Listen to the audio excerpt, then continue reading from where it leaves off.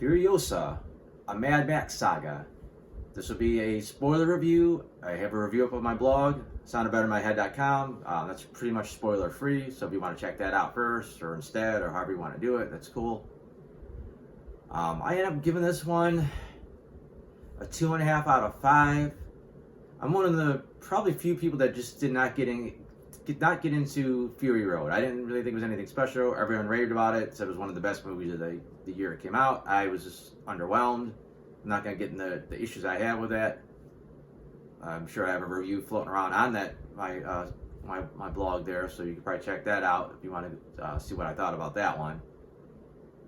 To kind of prepare for this movie, I did kind of immerse myself a little bit in the world of Mad Max. You know, watch some videos that kind of touched on the history of it, and I think I was a little more into that world going in this film, so I kind of enjoyed those parts of it this time. The world building I thought worked a little better for me this time than the last Mad Max film. I was had a little bit better idea what was going on, so I think that stuff worked. Just it's an overly long movie. It's like 2.5 hours or so. It just doesn't feel like it needs to be that long. This is especially a point where you feel like it's getting close to the end, and it's like, you know, it's broken down into chapters. It's like then there's another chapter, and it's like, oh come on, it's still going. It's weird because it's definitely advertised pretty heavily as Anya Taylor-Joy and Chris Hemsworth is starring in this film. Get Hemsworth pretty early, and then there's a point he's actually gone for like a pretty good chunk of the film. So it's like, okay, he's gone, and Taylor-Joy doesn't really come in until feels like almost halfway through. There's a younger actress playing Furiosa, so it's kind of weird. The only thing that does work better than I thought is like we're showing this young girl that's supposed to be Furiosa.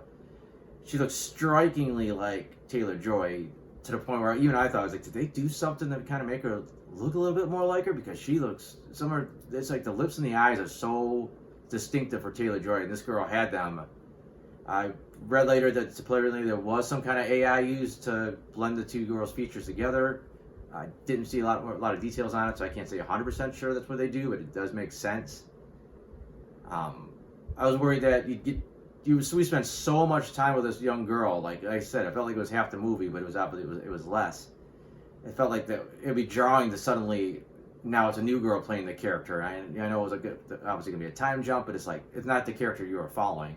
Like I kind of kept thinking, I want to see this young girl all the way through the movie, and then the sequel should have been the adult Furiosa.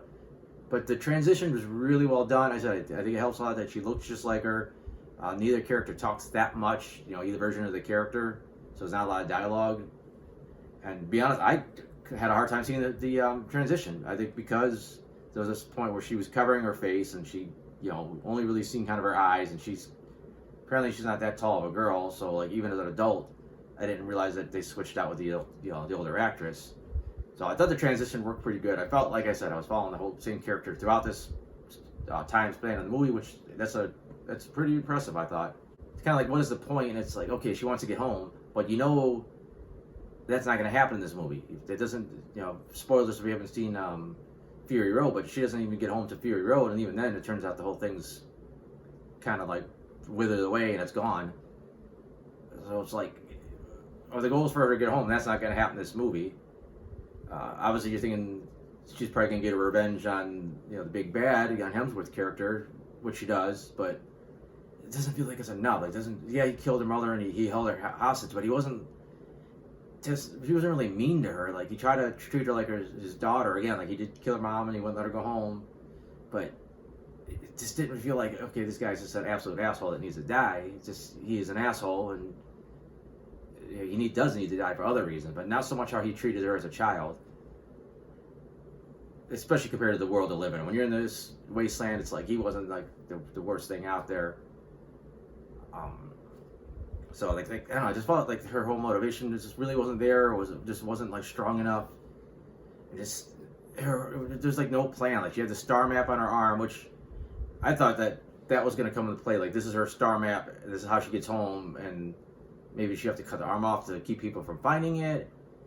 And then she does lose her arm, but it doesn't feel like it's, oh my god, I lost the way home. Like, it didn't feel like, you know, without her arm, she'd never be able to, you know, find out how to get home without it. Like it wasn't a moment like, oh shit, either I get away and maybe never get home without this map, or it didn't really hit. I thought that was a missed opportunity. Then she meets this road warrior Jack. He did nothing for me. He just felt like a watered down version of like the Mad Max basically. And I just never felt the chemistry. He doesn't talk much. He didn't really seem like a badass. Kind of seems like a blue collar dude. It's like his job was to drive this truck across state, and periodically you gotta like fight off like hordes of like raiders and like shoot a bunch of dudes in the face. And it's just what another day at work for him. And, like I know they kind of bonded. I just didn't quite hit me. I didn't feel like these are like two young lovers. It's just like, I don't know. I didn't really feel the chemistry. I know I've seen a lot of reviews where other people did feel it and they really enjoyed those two characters. Didn't really do it for me. His death was fairly brutal. The way it was scripted, at least, like filmed is brutal, but it pulls away just a little bit before it goes like over the edge. Like you really don't get to see like what happens to him as he's getting killed. This guy gets like drawn and quartered by motorcycles. There's like a big thing of smoke or whatever, dust, so you don't see what happened there. You really don't quite see what happens to Furiosa's mother. So it's like every time they're going to show something pretty brutal, they do kind of cut away, which is, I guess, is fine.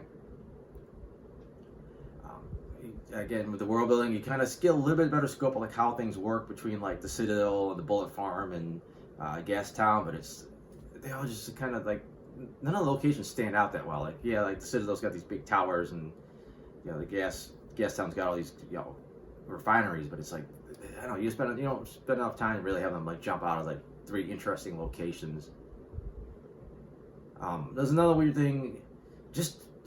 She gets dropped off at the Citadel, and she knows the one dude wants to rape her. So it's a weird plan where she cuts all her hair off and glues it to like some kind of like doily or something. So that her plan is that when he grabs her hair, she's gonna run off and he's gonna be surprised just so much that he won't catch her in time. It's like a weird plan that you just like, oh, and then I'm gonna smear black paint or dirt oil from a pipe on my face, and then I'll sneak away and then redisguise myself as like a kid working here. Like it's like odd plan, and somehow it just works. Like just for 10 years he tows away in the background. No one ever seems to really ask like, hey, what happened to this new wife or the boss here that just vanished without a trace? Like nobody says like, oh yeah, whatever happened. Or this never comes up. Like one of the sons almost recognizes her later, but it just never happens. And that kind of leads to late in the film when it's supposed to be a big dramatic moment where she cuts all her hair off and she has her robot arms, so she looks like Charlize Theron, and it's supposed to be like kind of a big moment the way they do it. But she already cut her hair off as a kid. Like it's like if there was some kind of callback to like, this is a callback to this moment when I had to like, shave my head and kind of change myself, and it's a callback to that, like emotionally for her character. Yeah, it kind of makes sense thematically, but it was nothing. It was like no big deal. It's like she shaved her head at least once in the movie already, so it's like it's not that big of a deal to call her hair off. And then the end was okay. She catches up with him. He gets a pretty good speech. I thought Hemsworth was pretty solid in the role. I think between the prosthetic nose and his accent and everything he was doing, it never really felt quite like Hemsworth. Like it wasn't like, oh my god, it's Thor. Like I felt like I was watching a different character. And he alternated between kind of corny and scary and somewhere in the middle, and he definitely fit in that Mad Max world. And you get a little bit to his motivations, and then of course then it gets kind of weird because the film basically ends like right before Fury Road, but it's still Taylor-Joy playing Furiosa. It's like for that last scene there should be like a time jump. And then that should have been like Charlize Theron should have had like a cameo. I think that I don't know, maybe they couldn't get her, but it's kind of like, okay, you played this younger version of the character with a different actress. Then it should have been like Theron taking over, unless they're trying to like do the logic that Tom Hardy is still kind of the same Mad Max as Mel Gibson. Like I know the timelines are muddied with these films, and I'm not gonna judge them too harshly on it, to be honest.